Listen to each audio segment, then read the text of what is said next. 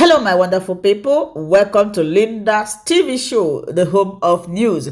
Here we react to all forms of news. Anything that is happening in the globe, we'll bring it to you here. If you like what you are seeing, kindly subscribe, put on your notification bell. This is very, very important to enable you to know when we upload a new video or YouTube suggesting our videos to you.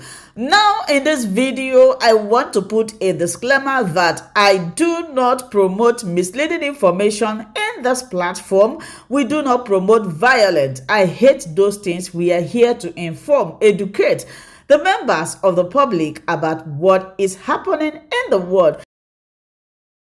The Deputy Speaker of the House of Representatives, Benjamin Kanu, has proposed sanctions for government officials who negotiate ransom payments with terrorists. Kanu spoke on Tuesday during a special session on national security, saying that a legislative move to prohibit ransom negotiation would help in addressing insecurity.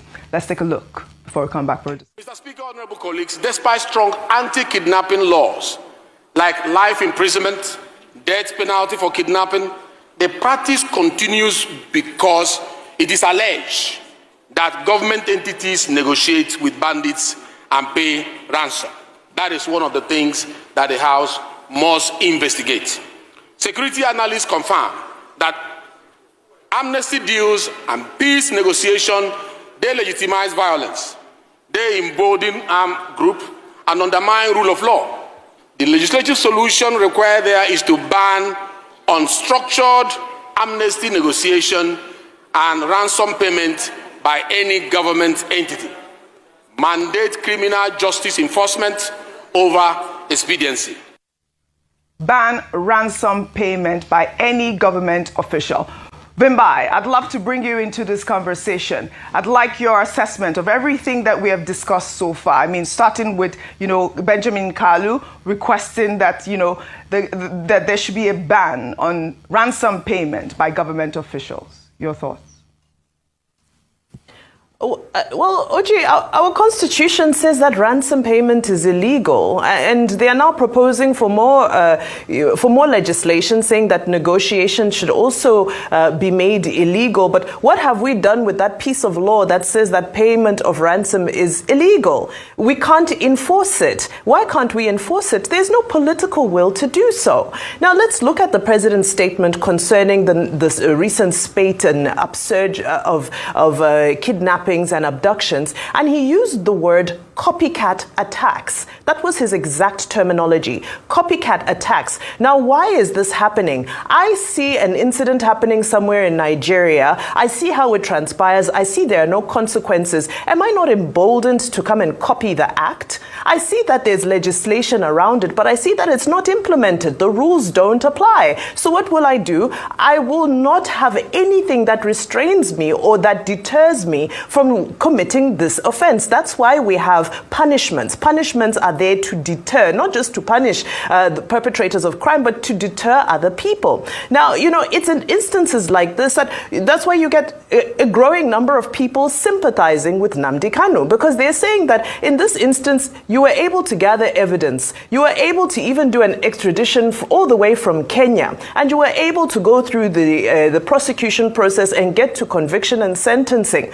So when a spokesperson to a president says, we know them, we called them, and we gave them instructions, is that not an insult to our judicial process? Because that means that in essence, you're saying that, well, we can act if we would like to. So maybe the question we should be asking is, what is restraining this administration from taking the necessary action? Now, in Bayo Ananuga's case earlier, he had said that, collateral damage. And fair enough, that's an argument that may hold some water, because some people might say that the reason why Benjamin Netanyahu became known as a warmonger and a monster is because he had no care for collateral damage. He said wherever those terrorists are hiding, just raise the place down, bring it down to ground. It doesn't matter who else gets harmed in the process. So they're trying to say that, no, we don't want Nigerians to be harmed in the process. But it doesn't follow through. The statement doesn't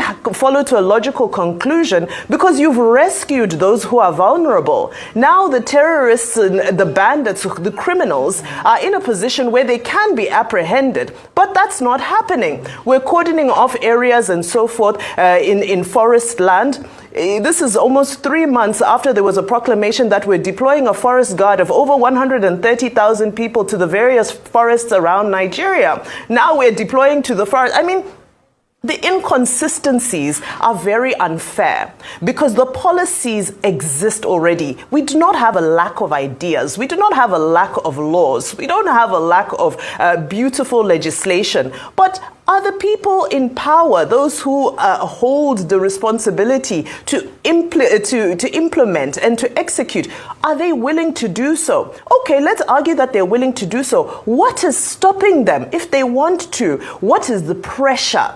Because it now seems that there are several forces at play that are bigger than meets the eye. So we want to know what is the pressure that is stopping them from apprehending those people, whether they be in Kwara, whether they be in Kebbi, whether they be in Niger State, wherever they are. Because it clearly seems like there's only a certain degree of political will, but there's also a part of the political will that's saying that, I don't want to make these people angry, or because, and this is why people now say that we're playing politics with this thing. So, in conclusion, those are my viewpoints. In conclusion, I think the Deputy Speaker of the House is, making great submissions. However, at the end of the day, with all these submissions, what do we do with them afterwards when they're in black and white on paper? We don't do much with them. It has to be made into law. It has to be a law, and that's the beginning of the process. Well, during the same session, Alhassan Ado Dogua, the member representing Dogua Tundu Wada local government area of Kanu State, fiercely called out the Tinubu administration, saying that if the administration cannot do the right thing when it comes to insecurity, then the National Assembly should be shut down. Let's take a look. The farmers cannot go to farm. Our traders cannot go to market. Worshippers cannot go to mosque, cannot go to churches. Then what are you legislating here?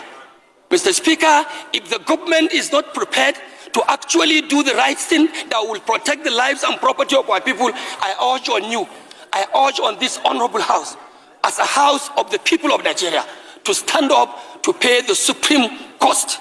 And that is no more than to shut this house down and to call emergency on any legislative issue and wait until the right thing is taken by the government of the day. And this house must not take for granted that we are not part of the government.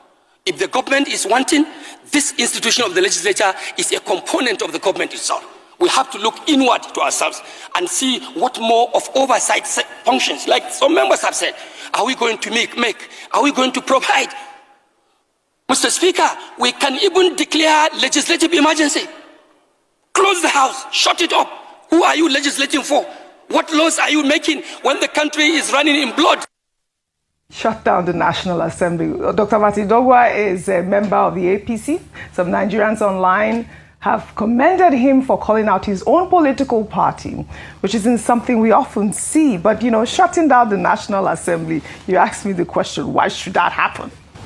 Your thoughts? Well, it's good to see that the National Assembly, members of the House of Representatives in particular, are expressing concern about a number of topical issues. Namely, Benjamin Kalu, Deputy Speaker of the House, saying, look, kidnappers, terrorists, bandits should not be given ransom because, as we said previously, that will amount to promoting the commercialization of impunity, of criminality. Anybody that is so identified as a kidnapper or terrorist should be sanctioned. We had Professor Bolaji Akinyemi also on the same subject, saying that, look, wherever there are terrorists, government must enforce the law. We only disagreed with him on his point about getting the military to be involved. And then you have Honorable Dugura also saying that, if the federal government is not functioning, the National Assembly should be shut down. No, that's a wrong recommendation. It is wrong-headed. It doesn't make sense. Members of the National Assembly are representatives of the people. No matter the situation in the country, they cannot abdicate responsibility, because that will amount to an abdication of responsibility. The National Assembly, as he admitted, is part of government.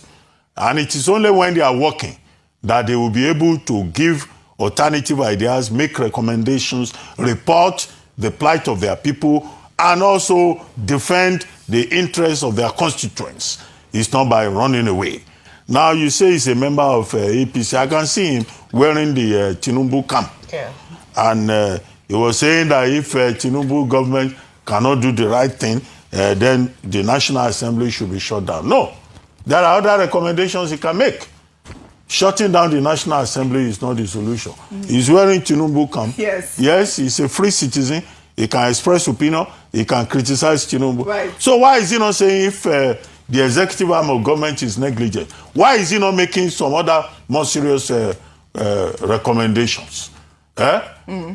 Provided for in the Constitution. But the man is wearing Tinubu camp and he's saying shut down the National Assembly. Does he want time off to go and do some other things, like taking another wife, for example, since that seems to be... Somebody said I should not laugh anymore. Dr. Can you please stop making me laugh? These are serious issues. No, to do that, he may need time off. No, there's enough laziness already in the National Assembly. It's not to shut down the National Assembly. All right. I was going to suggest very quickly, in line with Dr. Bati's thoughts, that rather than shut down the National Assembly, I think it's the honorable thing to do that if members of the House of Representatives feel like this is above their pay grade, then they should resign or be recalled and let people who feel they have the capacity to handle matters right now step into the position. Rather than make suggestions around closing down the National Assembly. There are some people who have ideas as to how to fix the problem. Rather than abdicating responsibility, step down, look after your family, let somebody who is able to deal with the current issues that we have in Nigeria do that. And I've said it before, that in previous governments, during the PDP government specifically, the APC repeatedly called for the resignation of the president at the time, President Goodluck Jonathan. I hope they will also take their own advice, because if you're not able to secure the lives of Nigerians, then you should come to a point where you admit the fact that you're not able to do this job that you thought you could do,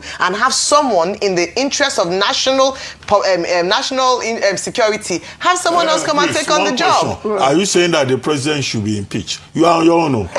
You are on your own. Dr. Bati, be courageous. You're putting words into my mouth. Say what you want to say. I think she said what you want to say. I don't think, did you say anything about doing their work, actually, part of their responsibility of oversight. No, I'm not asking him to be impeached. But what I'm saying is that there are many... You use the word resignation. No.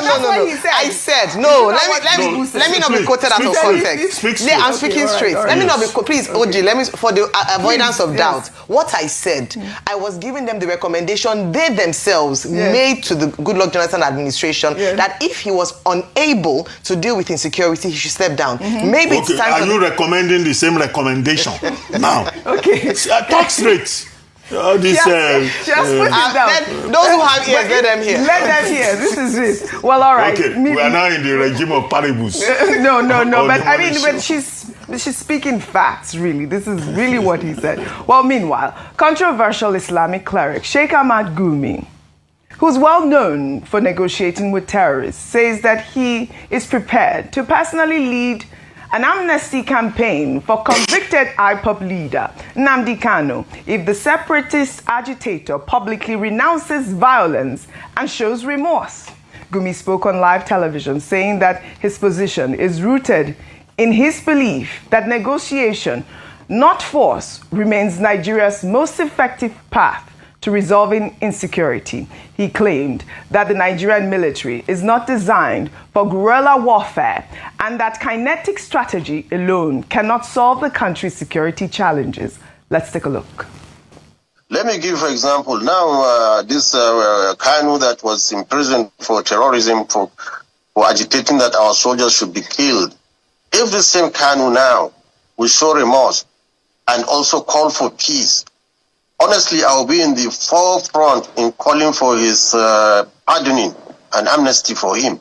Look, Shagari, our president, we are from the same, actually, town, or in fact, related with Shagari. He gave amnesty to Ojukwu. Well, this is quite the twist. Sheikh Gumi, who has been criticized for his controversial statements, including the empty coffins conspiracy theory, is now offering to lead an amnesty campaign for Nnamdi Kanu. That irony is thick. Gumi has been advocating for negotiating with bandits and pardoning terrorists, while simultaneously opposing foreign intervention to stop those same terrorists. Meanwhile, here is a 2021 BBC interview featuring Sheikh Gumi saying that kidnapping children from a school is a lesser evil than bandits who storm a town, ransack it, and kill people. Gumi made the comments shortly after 27 students had been abducted from a forestry college in Kaduna State. Let's take a look. Yes, in fact, kidnapping children from school is less evil than going into a town and ransack it. Before, we are getting death by hundreds, going into town, kill anybody, children. So now they are taking children safely without killing them. You see, now they are very careful about human lives. They are becoming careful about human lives. So before, is the mission is to go into a town in which they are having problems with them and ransack it and kill everybody. Well, Gumi's views on bandits have been widely criticized as sympathetic to criminals.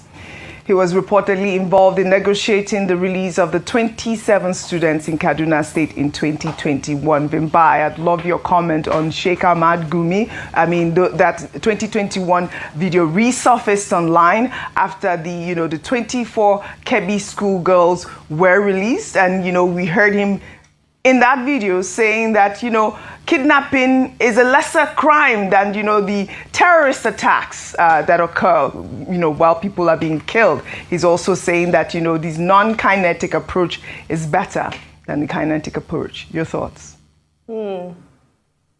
Well, Oji, I consider that an insightful broadcast, and I'm not a lawyer, I'm not a professional. I hope legal minds can speak on that. But I believe a precedent has been set with regards to what we do with insightful broadcasts, or what happens, according to the Nigerian constitution, to people who share insightful messages. Because as far as I'm concerned, trying to sanitize the kidnapping of innocent children should be something that is specifically prescribed for in Nigerian laws. And now this is what worries me, is that these are the characters that are being platformed.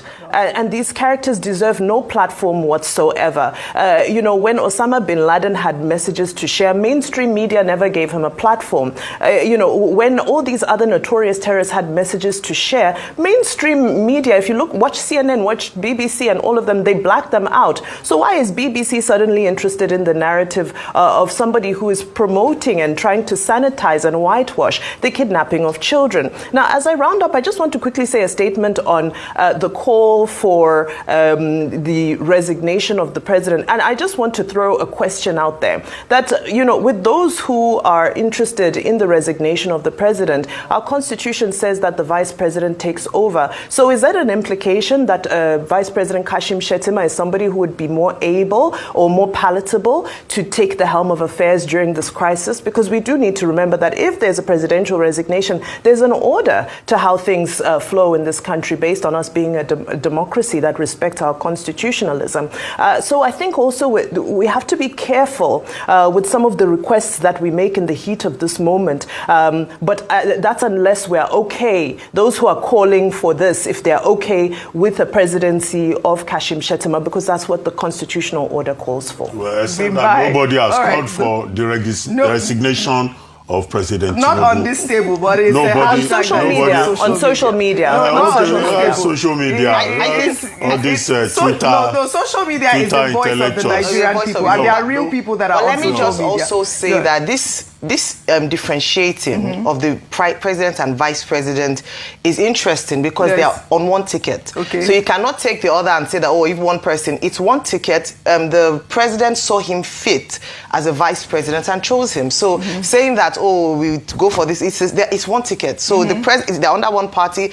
I want to believe that it's the same ideology. It was on the same principles and, you know, the manifesto. Law does not say if the president resigns, yes. the VP2 must go. All right. Yes, what I'm just saying. No, what I'm addressing. Sorry, guys. I'd like for us to address both this of them. main topic about Sheikh Gumi. And, you know, Vimbai's comment here was very apt, talking about the fact that, you know, that was an insightful broadcast. And these are the kind of people that are being, you know, platformed to negotiate with bandits, negotiate with terrorists. He even said in one interview 2 days ago, saying that he goes into the forest with, you know, government officials to negotiate with the terrorists. I like Vimbai's point very about the role of the media. Correct. No platform. Whether local or foreign. You know, a lot of people come to the media, they want to just talk, and we give them the platform because we believe in the freedom of expression. But I think that the media too, in being responsible, must also use discretion. It's not everything that you put out there. A man like Sheikh Gumi, he says a lot of things that are inflammatory. No, but he's a government negotiator, Dr. But that's what I meant. No, he's not a government negotiator. But he negotiates with the government officials, he says. He's a self-appointed go-between. So why is the government working with him? Between terrorists and the government of Nigeria. Why is the government working with him? He's the one saying. No, he's not the one saying it's actually happening. No. He's saying when he goes to negotiate, he goes with security persons. Yes, that's what's happening. In a country where you can hire the police, you can hire anybody. Absolutely. Are those persons that went to negotiate, were they hired? That's the question you have to ask. Were they supplied by the Nigerian government? Because we've been talking about government negotiating with terrorists and bandits. This is Sheikh Gumi promoting himself and saying things. And saying that it is better to kidnap schoolgirls. That's what he said.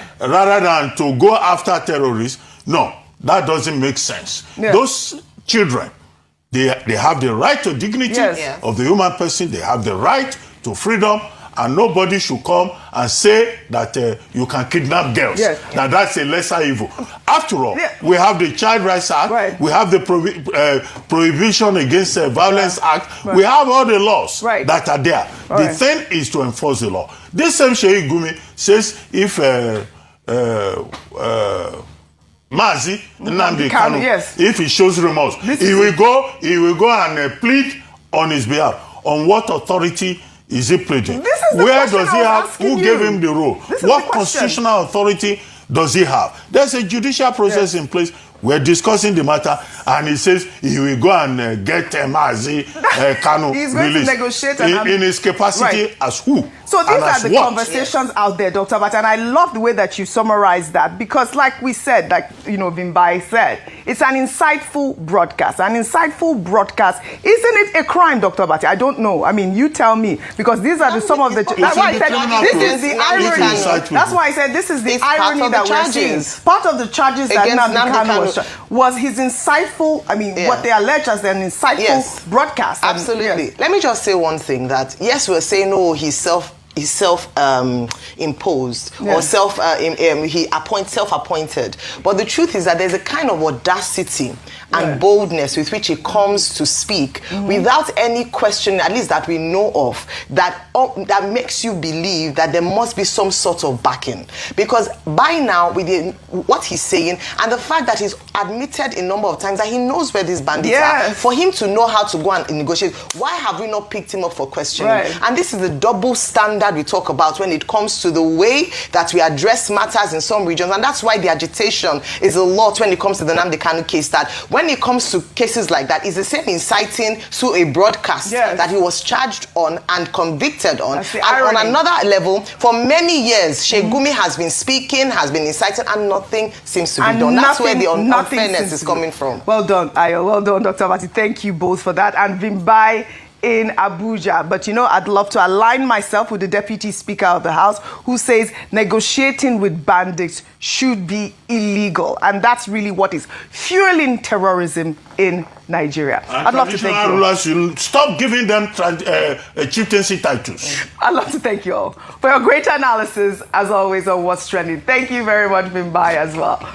Hello, my wonderful people. As we have finished watching this interesting video, please, I want to see your comment, your contribution, your opinion in the comment section. Like I said earlier, let us do it constructively. Tell me what you think about this video that you have just watched, and also about the platform. If you haven't subscribed, what are you waiting for? Please remember to subscribe, put on your notification bell, share this video, and remain blessed.